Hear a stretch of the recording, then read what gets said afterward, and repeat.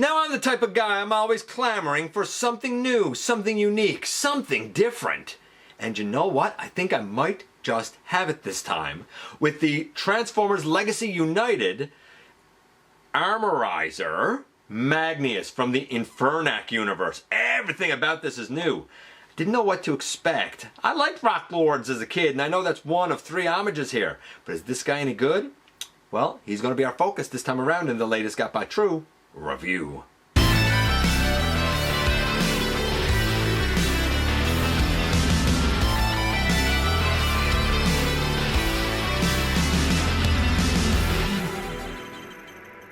Hey, one hail, welcome back to the channel. I'm your host, your most humble of hosts, Dennis Moulton, aka GotBot. As always, please like, comment, share, of course, subscribe. And while you are at it, light 'em up, baby. Hit that notification bell, please. It helps me out a ton and it'll let you know when content of all sorts goes up here on the channel. Check out Machinery of Man, The Everything Factor, all the groups that I'm either a mod or an admin for, as well as all of my social media links. All of that is in the description down below.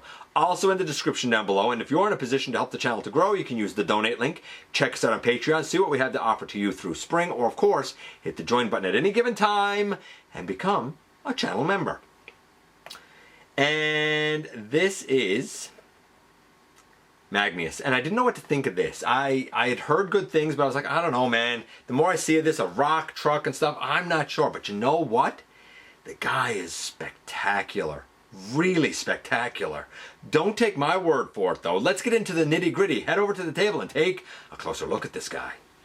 And so today we take a look at Magneous. Now, when I looked at Chase, I thought that he was all right. By all means, go back, take a look at that review. And it's not that I don't like him. It's just there are certain design things there and whatnot that I thought he wasn't quite the bang for my buck that I was hoping for. Magneous, on the other hand, oh, buddy. You know, I know that a lot of people have been hard on the weaponizers, which became the fossilizers, which became the junkions. But I think the armorizers, which hail from the Infernac universe, probably really nailed the concept the absolute best.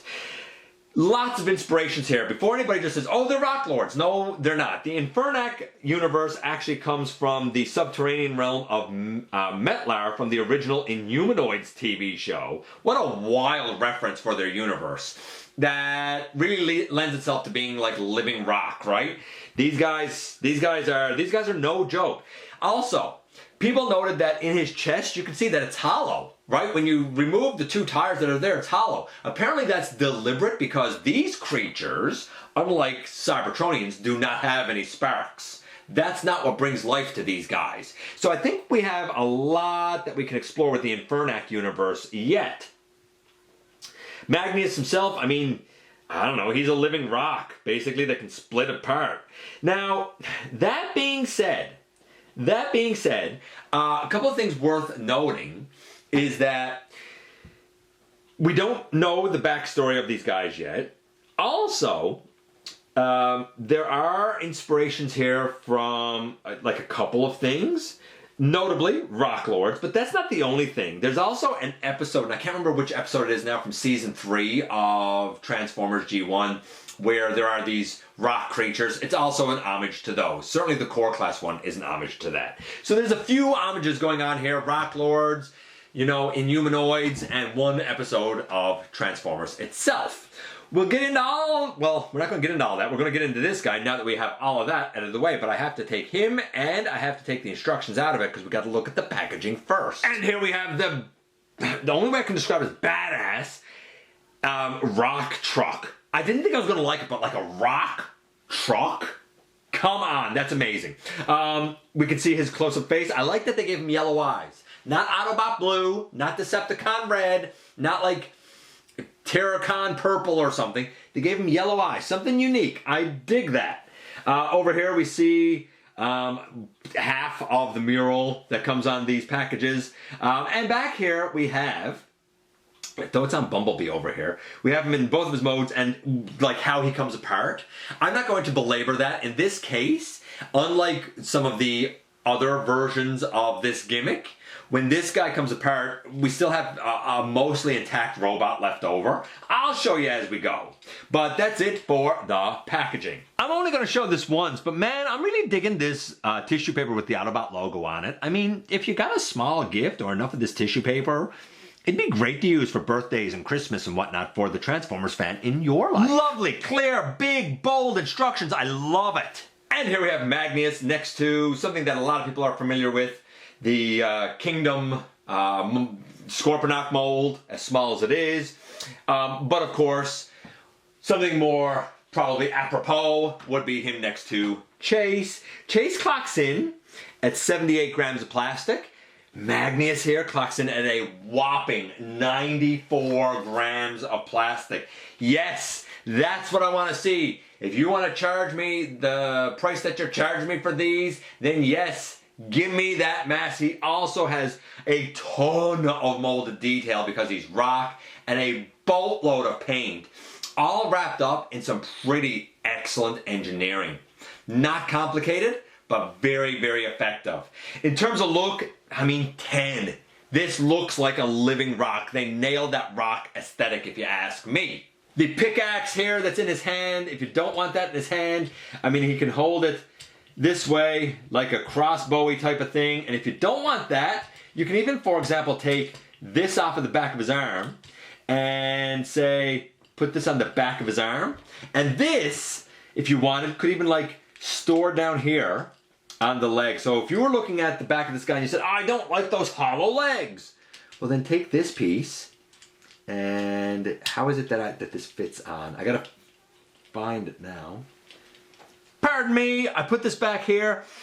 There's a little rectangular peg right there, and that's what a little rectangular slot on this piece fits over. I'm going to leave that one there for now, just so you can see the difference. So you can fill in the back of the leg. It does slightly affect articulation, and you can't leave it there for transformation. But we'll get to that in a few moments. In terms of the articulation, remember he's starting with a 10. We have a head that can go left, right, not a lot up, but a little bit, and a little bit down. The arms, they can go all the way around, out to the side, bicep swivel, elbow to 90 degrees, right? All of that good stuff. Oh, wrist swivel as well, and wrist can even go in. That's really more for transformation, but it can do it. Waist, all the way around, if you wanted to. Hips, I mean, all the way out to the side. All the way forward, really. All the way back, really. Thigh swivel. Also, no hollowness. I forgive this back here because you can mitigate it if you want. Feet have an ankle tilt. They can go certainly forward, back a little bit, right? So that's impressive. Very, very solid on his feet, by the way. Now, here's the thing. If you put this in the back of the leg, you get a knee to 90 degrees. Nothing wrong with that. But if you leave it out, you get a knee to far more than 90 degrees. So, I don't know, pick your poison. Do you want a deeper knee or do you want a filled in leg? Either one is possible. It's 100% up to you and your choice. So, I'll put this back in here for now. Yeah, I dig it. Now, parts can come off this guy to go on someone else, namely these pieces on the back of his arms can come off. His entire arms can come off. I don't know if they're supposed to for any reason, but they can come off. I'm not going to take them off. Oh, no, I'll take them off. So you can take his arms off and I guess fold them up however you might like to use them. But I don't know if you're supposed to do that or if it's just I pulled on it too much. The back here, this can come off and be a shield. He can hold it in his hand or he can give it to somebody else. These rocks here on the side, they can come off. And his whole like front leg shin can come off. All of that can come off and it leaves you with this. Granted, the other shin can also come off, right? So you can take this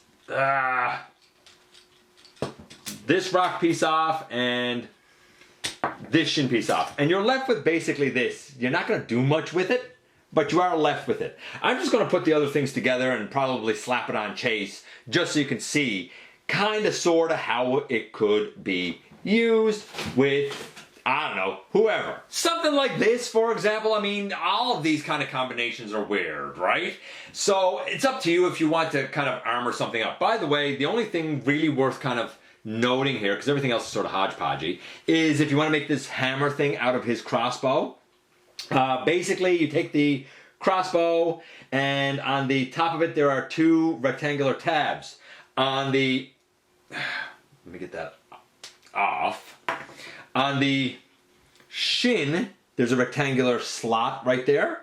And that rectangular slot, when the foot is folded up, that rectangular slot in the middle goes over the post right there. So it's up to you if you want to do something like this. Let's get back to Magneous so we can do the transformation. The versatility with this guy is astonishing. I have to give the articulation and the fact that he can come apart and be parts for other characters. A 10. So far, a 10 for the look, and a 10 for the mass and stuff, and molding, and a 10 for the articulation. The guy's doing great.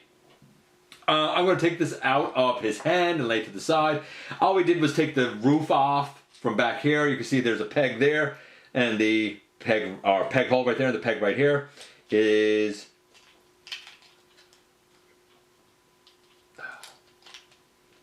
how that goes on, thusly. Okay, let's do the transformation, because that's really the only thing left to do with this guy.